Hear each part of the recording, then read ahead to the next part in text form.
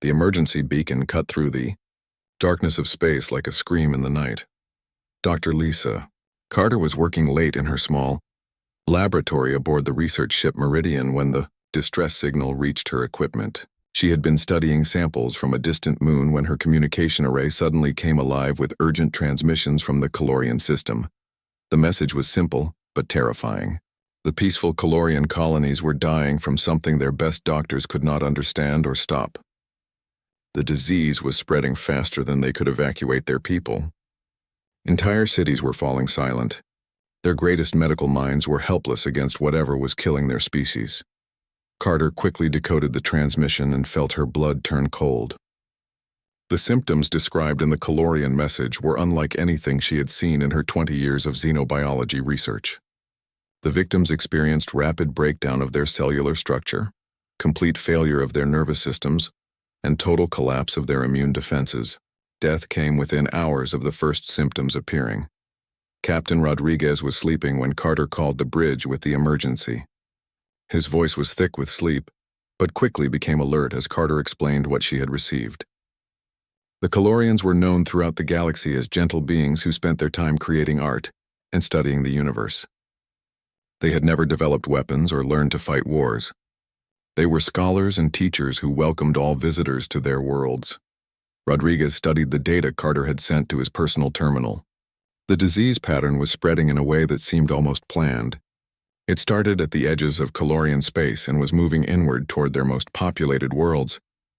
The mathematical progression of the infection suggested something more sinister than a natural outbreak. The Meridian was a small ship with only 30 crew members. It was designed for peaceful research missions, not medical emergencies. But Rodriguez knew they were the closest ship to the Calorian system. If they could get there quickly, maybe they could help until larger medical vessels arrived from other parts of the galaxy. Rodriguez immediately ordered his crew to change course for Calorian Prime. He also sent an urgent message to Earth Command, explaining the situation. The transmission would take several days to reach Earth due to the vast distances involved, but other human ships might be closer and able to respond faster. As the Meridian jumped into hyperspace, Carter continued analyzing the Calorian data. She had studied dozens of alien diseases during her career, but this one behaved in ways that troubled her scientific mind. The pathogen seemed designed specifically to target Calorian biology. It was too precise, too efficient, too perfectly crafted to be a natural occurrence. Dr. Ryan Brooks, the ship's medical officer, joined Carter in her analysis. Brooks had served in the Earth military before becoming a civilian researcher. His experience with biological warfare during the Mars conflicts had taught him to recognize engineered pathogens. What he saw in the Calorian data made him deeply suspicious. The disease targeted specific genetic markers that were unique to Calorian physiology. It bypassed their natural defenses with surgical precision. It was designed to cause maximum suffering while leaving their infrastructure completely intact. Brooks had seen this pattern before in human military laboratories. 3 days into their journey, the Meridian received additional intelligence that changed everything. Long-range sensors had detected a fleet of unknown ships positioned at the edge of the Calorian system. The vessels were maintaining a safe distance from the infected worlds but were clearly watching and waiting for something. Carter ran the sensor data through her xenobiology database and found a match.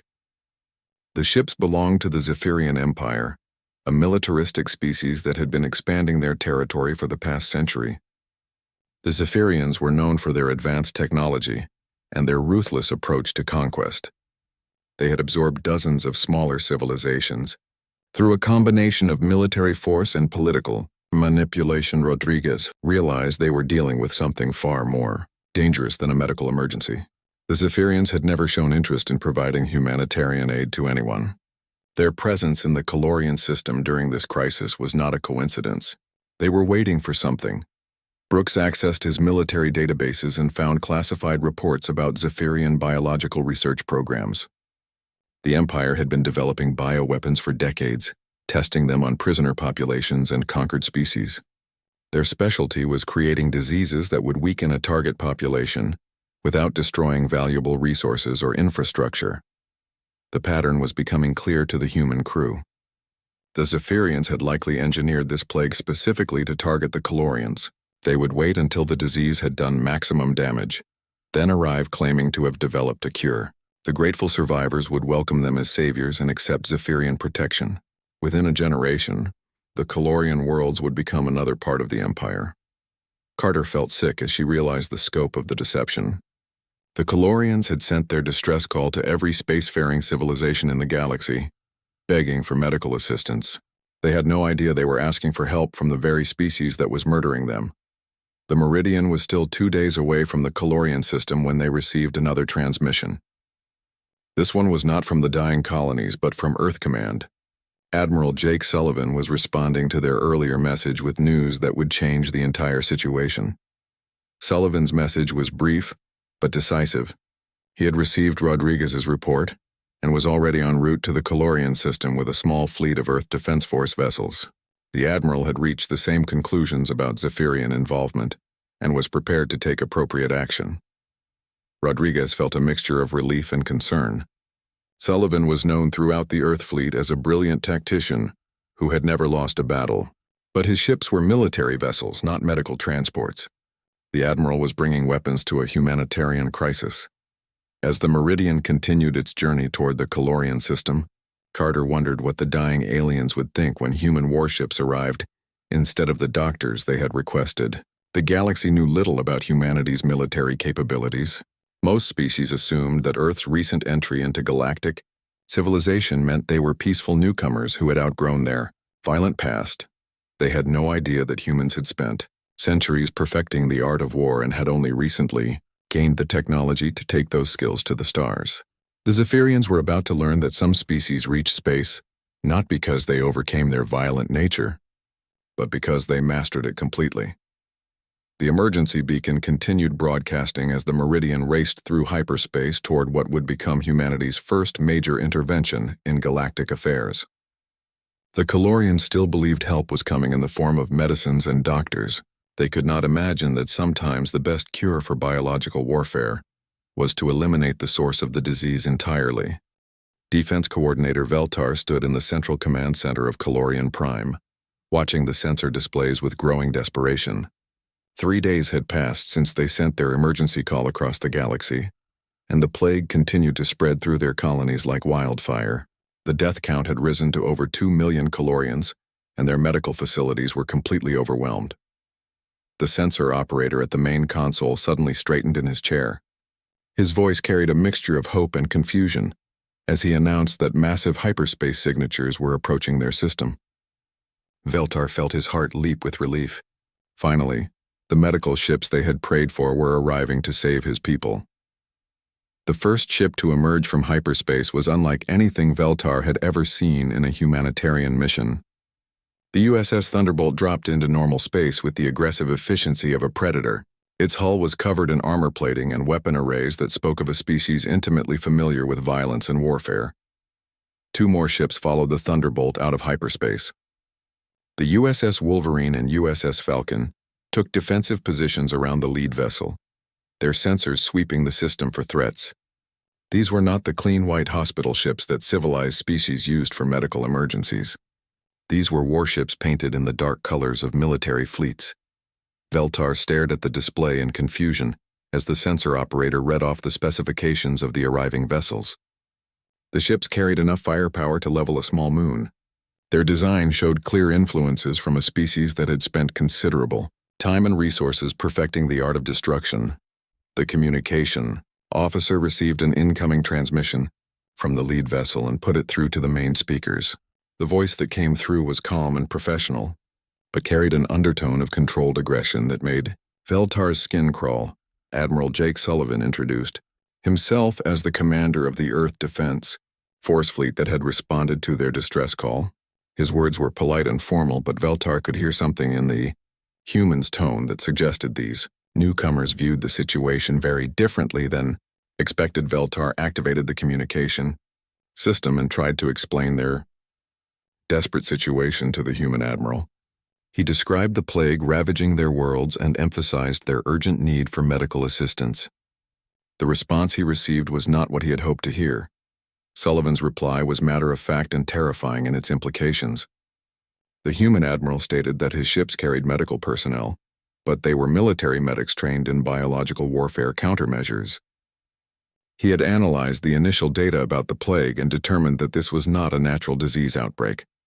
The Calorians had never encountered humans before in person. They knew Earth as a recently spacefaring world that had somehow survived multiple global conflicts, but they had assumed that any species advanced enough to reach the stars must have evolved beyond primitive warfare. The concept of military medicine was completely foreign to their peaceful civilization. Lieutenant Sarah Davis sat at the tactical station aboard the Thunderbolt, her fingers dancing across sensor controls with practiced efficiency. Her background in electronic warfare and threat assessment made her invaluable in situations where enemies might not announce themselves clearly. What she found in the sensor data confirmed Admiral Sullivan's suspicions about the true nature of this crisis. Davis reported her findings to the Admiral. With the crisp professionalism of a career military officer, 7 ships were lurking at the edge of the Calorian system, maintaining position beyond the outer planets where they would be difficult to detect. The configuration and energy signatures matched known Zephyrian military vessels. Sullivan studied the tactical display showing the positions of the hidden Zephyrian ships. Their location and behavior pattern matched classic predator tactics that humans had used and defended against for centuries. The enemy was waiting for the plague to complete its work before moving in to claim the prize. Captain Elena Martinez commanded the USS Wolverine from her position in the fleet formation. Her ship specialized in electronic intelligence gathering and communication interception. The advanced systems aboard her vessel were designed to penetrate enemy security measures and extract vital information from hostile forces. Martinez's team had been monitoring Zephyrian military frequencies since entering the system. Their encryption was sophisticated by galactic standards, but human code-breaking technology had been refined through centuries of espionage and counter-espionage warfare. Breaking enemy communications was a skill humanity had mastered long before reaching the stars. The intercepted Zephyrian transmissions revealed the true scope of their plan. Operation Mercy was designed to appear as a humanitarian intervention that would be welcomed by the surviving Calorians. The Empire had engineered the plague to create maximum suffering while leaving infrastructure and resources intact for future exploitation. Admiral Sullivan shared this intelligence with Veltar and the other Calorian leaders, watching their reactions carefully. The concept of using disease as a weapon was so foreign to their peaceful nature that they struggled to comprehend the level of deception involved. Their faith in galactic law and civilized behavior was touching but dangerously naive. The Calorians listened in horror as the humans explained what they had discovered through their military intelligence capabilities. The plague had been specifically designed to target Calorian genetic markers with surgical precision. Someone had studied their biology extensively before creating this biological weapon. Veltar protested that surely no civilized species would commit such an atrocity against innocent people. His worldview could not accommodate the possibility that advanced beings would deliberately cause such suffering for territorial gain. The humans exchanged glances that spoke of hard-learned lessons about the nature of predators. Sullivan tried to explain humanity's perspective on galactic politics in terms the Calorians could understand. In human experience, predatory species often use deception and false mercy to achieve their conquest goals. The Zephyrians were following a pattern that humans had seen countless times throughout their own violent history. Commander Alex Turner aboard the USS Falcon was reviewing tactical options for dealing with the Zephyrian threat. His ship carried the most advanced weapons systems in the small fleet, and his crew was trained in the kind of aggressive tactics that had kept humanity alive during their darkest conflicts. Turner's analysis showed that the Zephyrians expected to face desperate civilians when they arrived to claim the Calorian worlds. They had no experience fighting a species that understood deception and biological warfare as acts of war rather than political maneuvering. The Empire was about to encounter human military doctrine for the first time. The Calorian leadership struggled to accept the reality of their situation. They had called for doctors and received warriors instead. They needed medicine but were offered military protection. The humans seemed to view healing and fighting as two aspects of the same mission, a concept that challenged everything the peaceful Calorians believed about civilization and progress. Dr. Lisa Carter finally arrived at Calorian Prime aboard the research vessel Meridian, 3 hours behind Admiral Sullivan's military fleet. She immediately transported down to the planet's largest medical facility, where Calorian doctors were struggling desperately to save their dying patients. What she found there confirmed her worst fears about the nature of this plague. The Calorian physicians had been working around the clock for days, but their approach to the disease was all wrong. They were treating it as a natural outbreak and trying to boost their patients' immune systems. Carter could see immediately that this strategy was actually making the victims worse, because the pathogen was designed to turn the immune response against the host. Dr. Ryan Brooks beamed down from the Thunderbolt with a team of human military medics who approached the medical crisis from a completely different angle. Where the Calorian doctors saw a mysterious disease, the humans recognized the signature patterns of engineered biological warfare. Their experience with combat medicine gave them insights that pure medical research could never provide. Brooks set up a temporary laboratory in the medical center and began analyzing tissue samples from infected Calorians. His military background had taught him to look for specific markers that indicated artificial genetic manipulation. The pathogen showed clear signs of laboratory engineering, with genetic sequences that were far too complex and precise to have evolved naturally. The human medics worked alongside confused Calorian physicians, trying to explain concepts that had no equivalent in peaceful medical practice. The idea that someone would deliberately create a disease to cause suffering was so foreign to Calorian thinking that many of the doctors refused to believe it was possible. Carter used her xenobiology expertise to map the pathogen's attack vectors against Calorian cellular structure. The disease was a masterpiece of biological engineering that had been designed by someone with intimate knowledge of Calorian physiology. Every aspect of the organism was optimized to cause maximum damage to this specific species while leaving other life forms completely unaffected. Chief Medical Officer Brooks connected his analysis equipment to the main computer aboard the Thunderbolt, allowing him to access human military databases containing information about biological warfare agents. The pathogen matched several known Zephyrian bioweapons that had been used against other species during the Empire's expansion campaigns. Meanwhile, Captain Elena Martinez continued monitoring Zephyrian communications from her position aboard the Wolverine. Her electronic warfare specialists had penetrated deeper into enemy transmissions and discovered additional details about Operation Mercy. The Zephyrians were planning to arrive with a supposed cure in exactly 6 hours, giving them perfect timing to appear as saviors. The intercepted communications revealed that the Zephyrians had been planning this operation for over 2 years.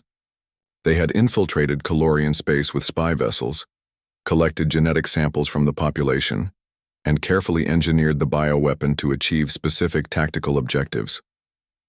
The plague was designed to kill enough Calorians to break their resistance while leaving enough survivors to maintain basic infrastructure. Admiral Sullivan reviewed the intelligence reports in his command center aboard the Thunderbolt. The Zephyrian plan was sophisticated and would have worked perfectly against any normal galactic civilization. They would arrive claiming to have developed a cure through rapid medical research, establish permanent medical oversight to prevent future outbreaks, and gradually transform rescue operations into occupation forces. Veltar and the other Calorian leaders listened in growing horror as the humans explained the true scope of the deception they faced. The concept of using medicine as a weapon of conquest was so completely outside their experience that they struggled to process the information. Their entire worldview was built around the assumption that advanced civilizations naturally became peaceful and helpful. Dr. Carter tried to explain to the Calorian physicians why their traditional medical approaches were failing against this engineered pathogen. The disease was designed to exploit specific aspects of Calorian biology that made their standard treatments counterproductive. Every time they tried to strengthen their patients' natural defenses, they were actually helping the bioweapon accomplish its destructive mission. Brooks and his military medical team began developing countermeasures based on their experience with biological warfare. Human medicine had been forced to evolve defensive strategies against engineered pathogens during their own species' violent conflicts. The techniques they had learned during wars on Earth were exactly what was needed to combat Zephyrian bioweapons. The human approach to medical treatment shocked the Calorian doctors. Instead of trying to heal the disease, the military medics focused on neutralizing it as if it were an enemy weapon. They used aggressive chemical countermeasures and genetic blockers that would have been considered too dangerous by peaceful medical standards. Carter worked closely with Brooks to synthesize a treatment that could stop the pathogens advance through infected tissues. Their combined expertise in xenobiology and military medicine allowed them to identify the bioweapon's critical vulnerabilities. The Zephyrians had made their creation too perfect, which actually made it easier to counter once its artificial nature was understood. Captain Martinez reported that Zephyrian fleet movement suggested they were preparing to implement the next phase of their operation. Long-range sensors showed the enemy ships moving closer to the inner system, getting ready to make their dramatic entrance as humanitarian saviors. Their timing was calculated to maximize the psychological impact on desperate survivors. Admiral Sullivan realized that the Zephyrians would arrive before the humans could complete development of a cure for the bioweapon. The enemy had planned their operation carefully and would not be deterred by the unexpected presence of human military forces. They would proceed with their deception and rely on superior numbers to overcome any resistance. The Calorian leadership faced an impossible choice between trusting the humans who had arrived with weapons instead of medicine, or accepting help from the Zephyrians who claimed to have developed a miraculous cure. Their peaceful nature made it difficult for them to believe that anyone would lie about medical assistance during such a desperate crisis. Dr. Brooks made a breakthrough in his analysis of the bioweapon structure. The pathogen contained a built-in weakness that could be exploited to create a rapid treatment. The Zephyrians had included this vulnerability so they could quickly cure the disease when they arrived.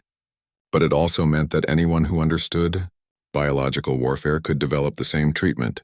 Carter and Brooks worked frantically to synthesize enough cure to treat the most critical patients before the Zephyrian fleet arrived. They needed to prove that human military medicine could succeed where traditional medical approaches had failed. The survival of the Calorian civilization might depend on convincing them that sometimes the best doctors are the ones who understand how weapons work. The Zephyrian fleet arrived exactly on schedule, dropping out of hyperspace with the perfect timing that Admiral Korth had planned for over 2 years.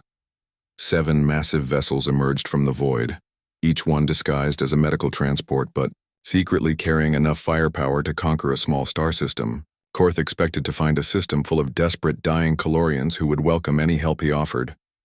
Instead, his sensors immediately detected 3 human warships positioned in defensive formation around Calorian Prime.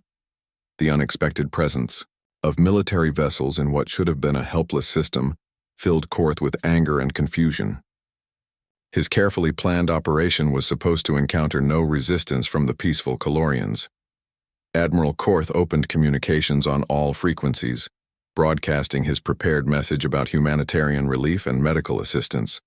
His voice carried the perfect tone of concern and urgency that his psychological warfare specialists had crafted to appeal to desperate civilians. The Zephyrian fleet had used this same approach successfully on dozens of other worlds. The response that came back was not from grateful Calorian leaders but from Admiral Jake Sullivan aboard the human vessel Thunderbolt. Sullivan's voice was calm and professional, but carried an undertone that made Korth immediately suspicious. The human spoke as if he understood exactly what the Zephyrians were really doing in this system. Sullivan's words were broadcast on all frequencies where both the Calorians and Zephyrians could hear them clearly. The human admiral stated that his medical teams had already diagnosed the problem affecting the Calorian population. They had identified the disease as an engineered bioweapon and were prepared to administer the appropriate treatment to the source of the infection. Korth felt a chill run through his command center as he realized that somehow the humans had seen through the deception that had fooled every other species the Zephyrians had encountered. These newcomers were treating Operation Mercy as an act of war rather than a humanitarian crisis. No other civilization had ever responded to Zephyrian bioweapons with military force. The Zephyrian ships began deploying from their peaceful formation into combat positions.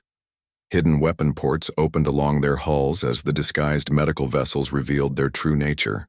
Korth had superior numbers and advanced technology, but he was facing an opponent that seemed to anticipate his every move. Commander Alex Turner aboard the USS Falcon watched the enemy deployment with the eye of someone who had studied military history his entire career. The Zephyrian tactics were sophisticated by galactic standards, but they followed predictable patterns that human military doctrine had encountered and countered many times before. These aliens had never faced a species that treated deception as a legitimate military target. Turner's tactical analysis showed that the Zephyrians were using a classic pincer movement designed to overwhelm defenders who would try to protect fixed positions. The strategy worked well against species that fought defensively, but humans had learned different lessons from their centuries of warfare. They understood that sometimes the best defense was an aggressive offense. Admiral Sullivan gave the order that would change the course of galactic politics forever. He activated Treatment Protocol Alpha, a human military doctrine that treated biological warfare as an act of war requiring immediate and overwhelming response. The 3 human warships moved with precision that shocked both the Calorians and Zephyrians. The human vessels did not behave like any military force the Zephyrians had encountered before. Instead of forming defensive lines or trying to protect specific targets, they attacked with the coordinated efficiency of predators who had perfected pack hunting tactics.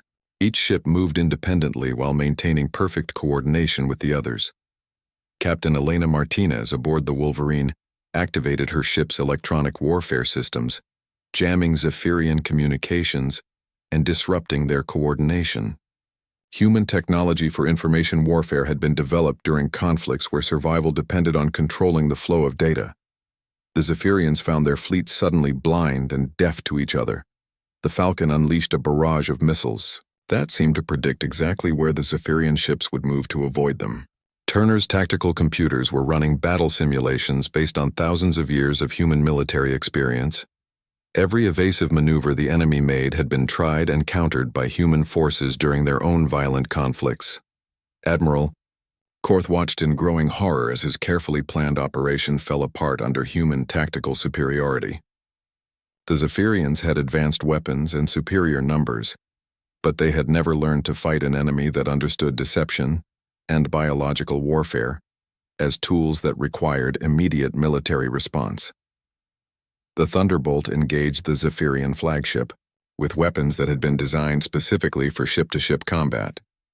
Human military technology focused on devastating effectiveness rather than the elegant efficiency that other species preferred.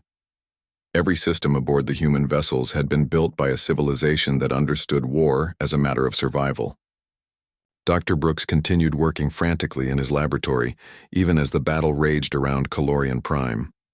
His team had successfully synthesized a cure for the Zephyrian bioweapon, but they needed time to produce enough doses to treat all the infected Calorians. The military engagement would determine whether they got that time. The Zephyrian ships found themselves fighting an enemy that seemed to know their tactics better than they did. Human battle computers analyzed enemy movements and predicted their responses with accuracy that bordered on supernatural. The humans were fighting as if they had access to Zephyrian military manuals. Commander Turner realized that the Zephyrians were using the same basic strategies that humans had developed and abandoned centuries ago. These aliens were fighting, like humans had during their early space conflicts, before they learned more sophisticated approaches to warfare. The enemy was essentially fighting yesterday's battles against tomorrow's military doctrine. Captain Martinez's electronic warfare specialists had completely penetrated Zephyrian security systems and were feeding false information to enemy tactical computers. The Zephyrians found themselves firing at targets that did not exist, while real human ships attacked from unexpected directions. Their advanced technology was being turned against them by superior understanding of information warfare. Admiral Sullivan watched the tactical display with the satisfaction of someone who had spent his career preparing for exactly this kind of engagement.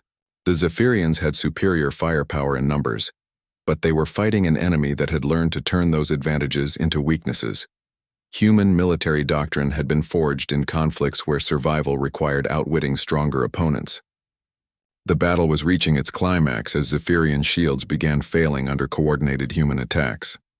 Admiral Korth realized that his fleet was facing defeat at the hands of a species he had never heard of until today.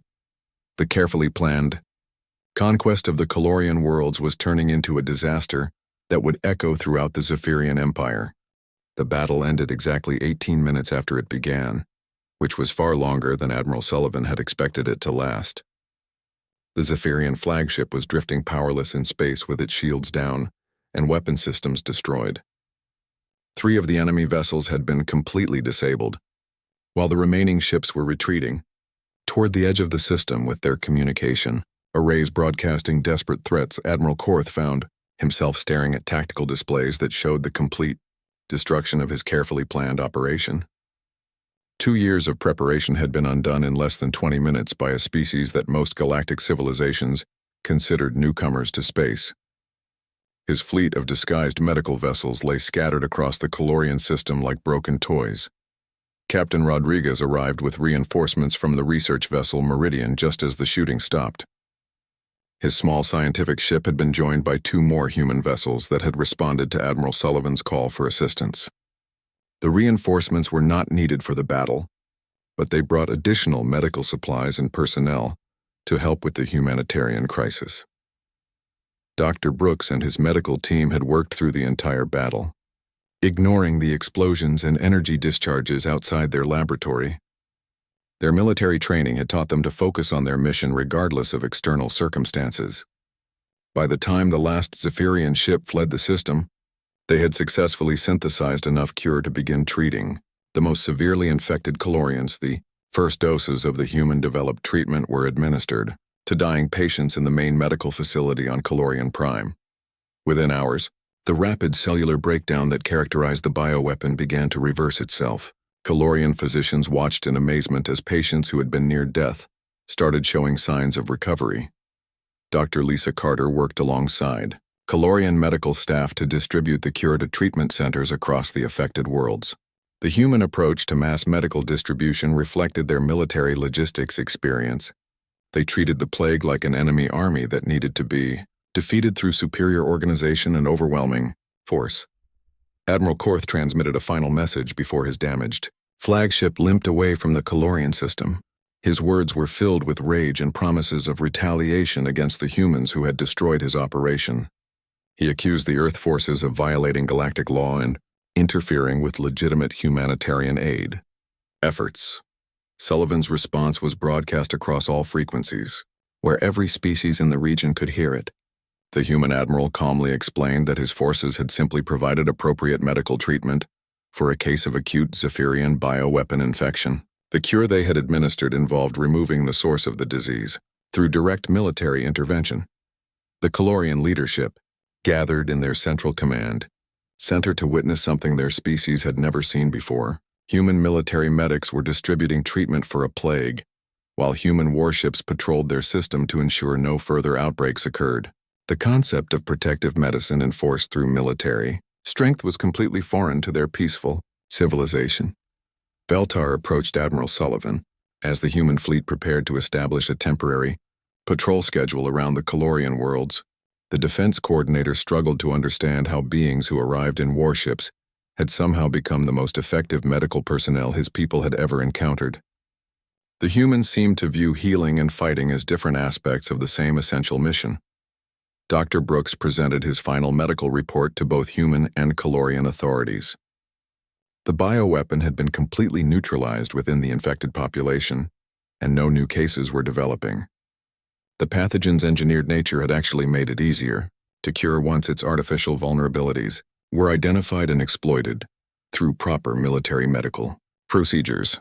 Captain Martinez's intelligence specialists had captured extensive data from the Zephyrian fleet during the battle. The information revealed details about other bioweapon programs and planned operations against peaceful species throughout the galaxy. The humans now possessed evidence of systematic biological warfare campaigns that violated every treaty and law of civilized. Space. Commander Turner submitted his tactical analysis of the engagement to Earth Command for distribution to other human military units. The Zephyrian fleet had used sophisticated technology and advanced weapons, but their tactical doctrine was predictable and vulnerable to human counter-strategies. Future encounters with the Empire would be even more decisive in humanity's favor. The cure developed by human military medics was shared freely with Calorian physicians, along with detailed information about recognizing and treating bioweapon attacks. Dr. Carter established a permanent research station in the system to monitor for future biological threats and to train local medical personnel in defensive procedures. Admiral Sullivan received a request from Veltar that would fundamentally change the relationship between their species. The Calorian leadership wanted to establish a formal medical partnership with humanity, recognizing that their peaceful civilization needed protection from predators who used disease as a weapon of conquest. The request troubled Sullivan because he understood what it really meant. The Calorians were asking humanity to become their protectors, which would require human military forces to patrol Calorian space permanently. They were essentially requesting that Earth take responsibility for defending them against future biological warfare attacks. Sullivan explained to the Calorian leaders that human military doctrine required them to treat biological warfare as an act of war that demanded immediate and overwhelming response. Any species that used disease as a weapon against the Calorians would face the full force of human military retaliation. The peaceful aliens would be under Earth's protection, but they needed to understand what that protection actually meant. The Calorians accepted humanity's terms because they had learned a terrifying lesson about the nature of galactic politics. Advanced technology and sophisticated civilization did not automatically create peaceful beings. There were predators among the stars who would use any weapon available to achieve their conquest goals, including diseases that caused maximum suffering. Dr. Carter established protocols for rapid response to future bioweapon attacks throughout the region. Human medical teams would be stationed at key locations with the authority to call for immediate military support if biological warfare was detected. The galaxy would learn that attacking innocent populations with engineered diseases would bring swift and decisive human intervention. Captain Rodriguez prepared to return to his research mission with a new understanding of humanity's role in galactic affairs. They had answered a call for medical assistance and ended up demonstrating that sometimes the best medicine comes from those who understand that healing and protecting are fundamentally the same mission accomplished through different methods. The emergency beacon that had started this crisis was finally silenced as the last Calorian patients recovered from their ordeal. The galaxy had expected humanity to respond like other peaceful species with hospital ships and medical supplies. Instead, they had discovered that Earth's greatest medical contribution was teaching predators that some diseases have a permanent cure delivered through overwhelming military force.